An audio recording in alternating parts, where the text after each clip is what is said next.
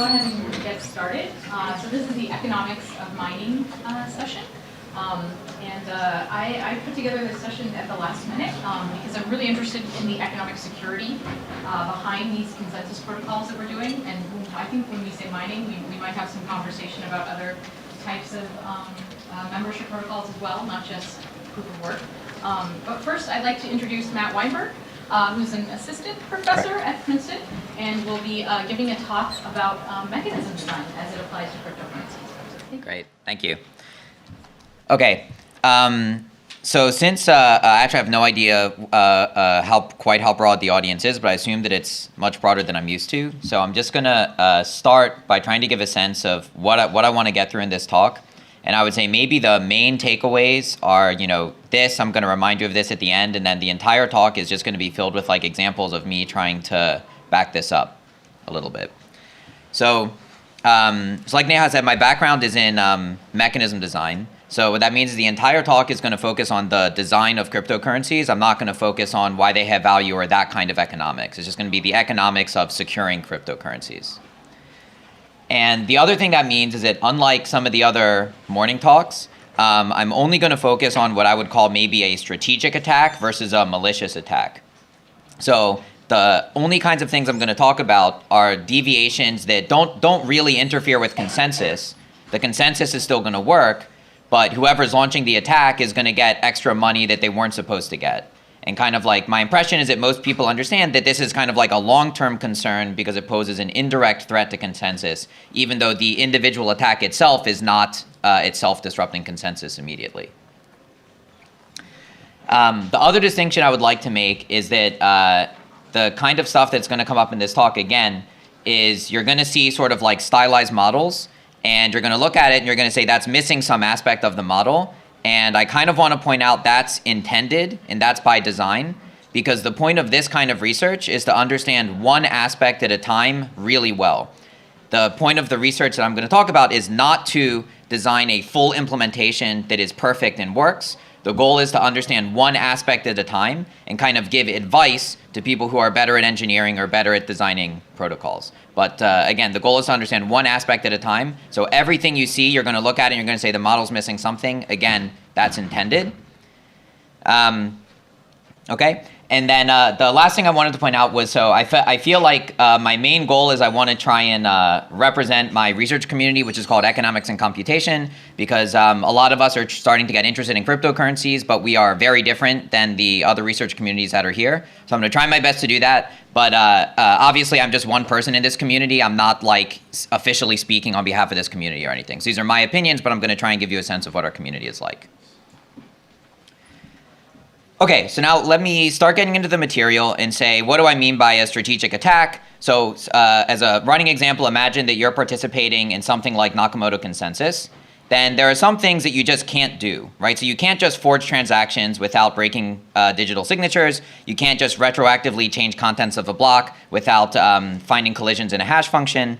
And the idea is that state-of-the-art cryptography is very good at some things. And just by using cryptography, we can, prove that unless you break cryptography, you can't do stuff like this.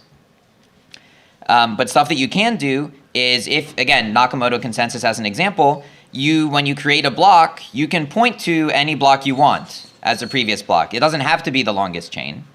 And when you create a new block, you don't have to broadcast it immediately. You can hide it. You can selectively propagate it.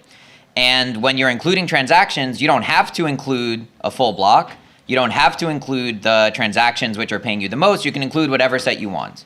And just the idea to have in mind is that it's not that we need cryptography to be better to resolve these problems. There's no hope of cryptography addressing these problems. These are really incentive problems. You need to incentivize miners. If you want them to behave in a certain way, you need to incentivize them. You can't just force them to do it with cryptography.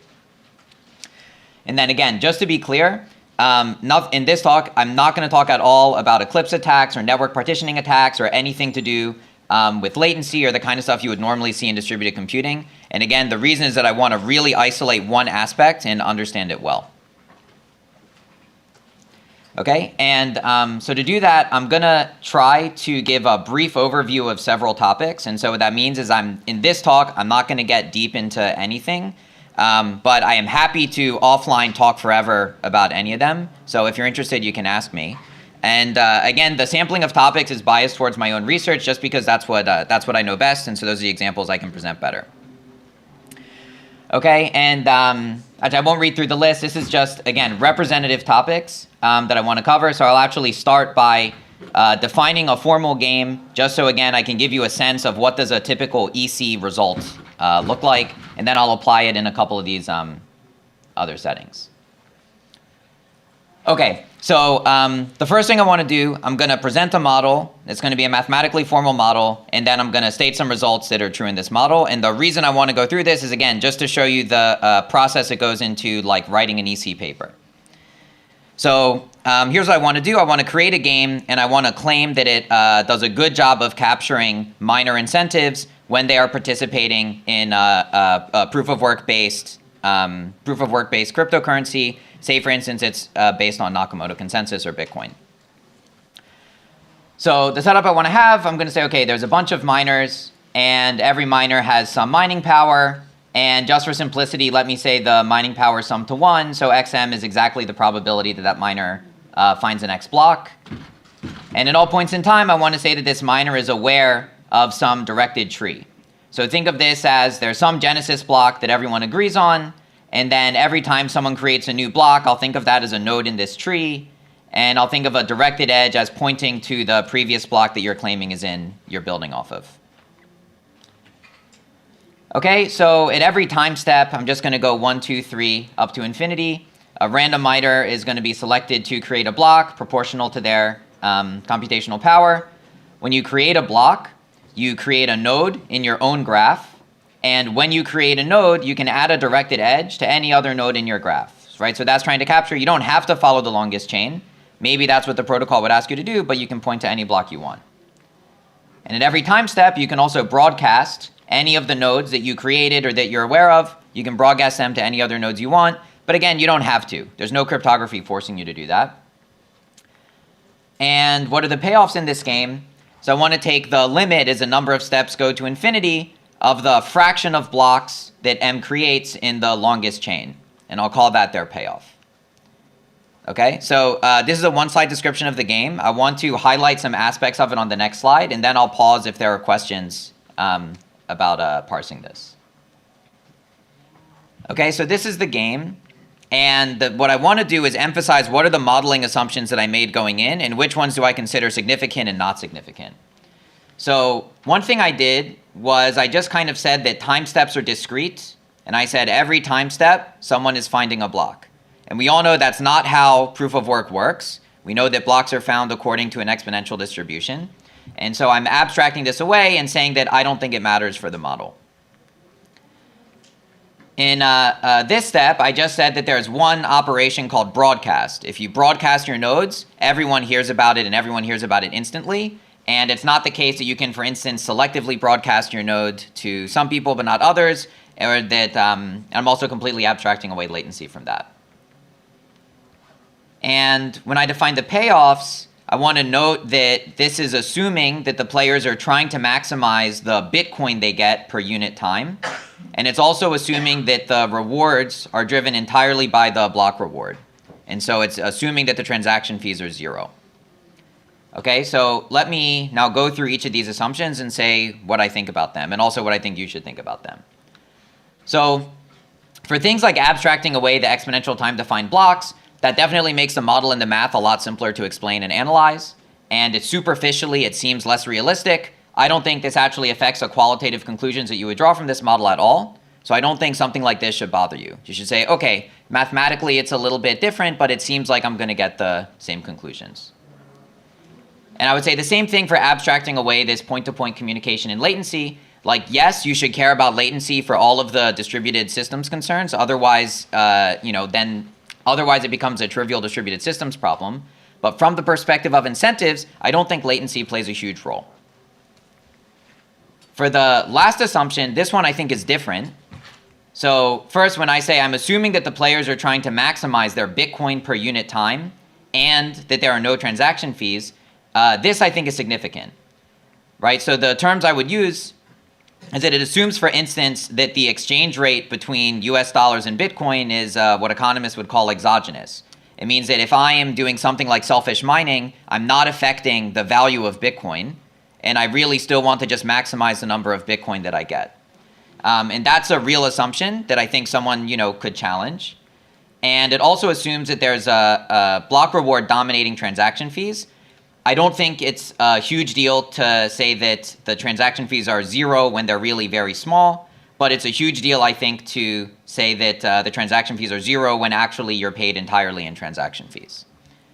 So what I would say you should try and parse this assumption is I would say that results under these assumptions, I absolutely think give valuable insight into one aspect of designing incentive-compatible cryptocurrencies, but I simultaneously believe that future work should also examine for instance, when the exchange rate is endogenous instead of exogenous, and for instance, when transaction fees matter instead of the block reward. So I can believe all of those things simultaneously and still value what's done in this model. So I guess now I will quickly pause in case there's questions just on parsing the model, and if there's no questions, then I'll start stating some results. So you said that parties, the last point, the parties try to maximize the number of Bitcoin that they get. But in this model, if I'm not mistaken, they maximize the relative Bitcoin that they get to the rest of the network. So does Good. that make a difference? So I would say it's the Bitcoin per unit time. So think of this as, so in Bitcoin, there's this difficulty adjustment. So that means the longest chain grows by every like 2048 blocks every 2 weeks. So that means that if you're using some weird strategy that makes a lot of blocks, but that they're not in the longest chain, or you can cause other people to make blocks that are not in the longest chain, you affect the time it takes to make new blocks. So the idea is that, think of it like this, the length of the longest chain is proportional to time. So if you want to maximize Bitcoin per unit time, you want to maximize blocks in the longest chain per size of the longest chain. So that's what I'm claiming here. Yeah. Yeah. So you kind of qualified the exogenous assumption, but I still want to click on it. Fundamentally, and I think the colleague is also blogging about it, if I succeed in attacking Bitcoin or Ethereum network slightly, then you kind of can cap the reward that I get and compute whether it was worthwhile to mount this attack and how much it costs. But if I succeed in really attacking it and bringing it down to its knees, the real protection is that I'm going to hurt myself. I'm going to essentially devalue the coin to such an extent that I'm not getting it. So it's inherent in any... Good. So I think, that's an example of what I would say is just I'm not the right person to answer that question, just because that's not the...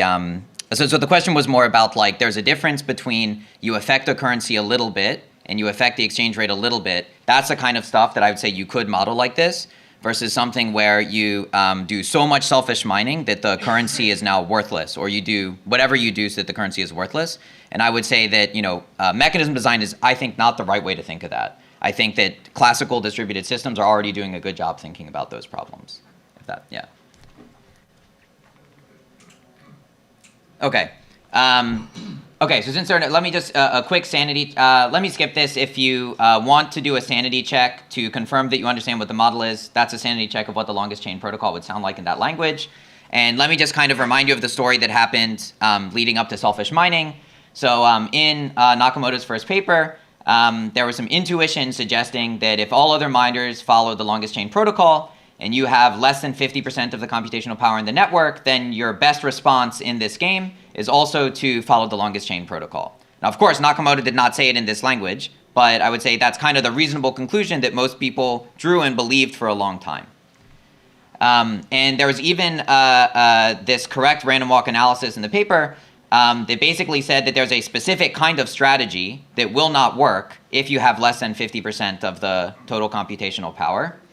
And then this is roughly around the time that kind of got me interested in cryptocurrencies, was there was this big result from Eyal and Searer that's now called the selfish mining attack, which said that actually you can have less than 50% of the total computational power as long as you have more than a third.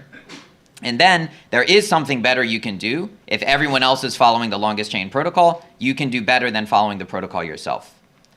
And I have no idea if everyone in the room already knows what I'm about to say, but just in case, the main idea is when you create a block, you should hide it. And from here, two things can happen. Maybe you get lucky and you mine 2 rounds in a row. And now that you kind of have this private chain of length 2, you can use this to guarantee that you're in the longest chain and cancel blocks that other miners are creating, and that will get you more reward. You also might get unlucky, and maybe you don't mine in the next round, and you might lose that block, and that's bad, but it turns out that when you have more than a third of the total computational power, the expected gain is bigger than the expected loss. And maybe quick things I want to highlight about this is that if for some reason you were able to predict more about the future, and for some reason you knew your likelihood of mining the next round more accurately, you would again mitigate the expected loss. And what was the second one I wanted to... the second one I wanted to emphasize is that the expected loss comes from losing the rewards in the block you're creating. So both of those things will come up very quickly when I kind of dash through some of the other stuff. So more recently, there was follow-up work to this. They kind of said, okay, that is true that, selfish mining says that 50% is not the right cutoff, but it turns out that with 30%, then you can make the same claim. Okay, so if every other miner is using longest chain in this game, and you have less than 30% of the total mining power, your best response is also to use longest chain. So it kind of mitigates the damage that was caused by selfish mining. Okay, so my understanding of reality, at least hearing from one of those authors, is that selfish mining has not been detected on Bitcoin, but it has been detected on smaller altcoins. And now I just want to give, in the context of this, what would be the goal of like EC research? Is we would like to understand qualitatively why is it the case that selfish mining has not been detected on Bitcoin, but it has been detected elsewhere. And the idea is, one possibility is that no single miner has more than 30% of the computational power. I'm actually not sure that, there are periods where that has been false for Bitcoin. And my best guess is that most likely it's because the dollar to Bitcoin exchange rate is not exogenous and that was not the right assumption to make. And probably sustained selfish mining might hurt the value of Bitcoin. And the question that this makes me think of is that, yes, maybe right now that would discourage someone with 40% of the mining power to selfish mine.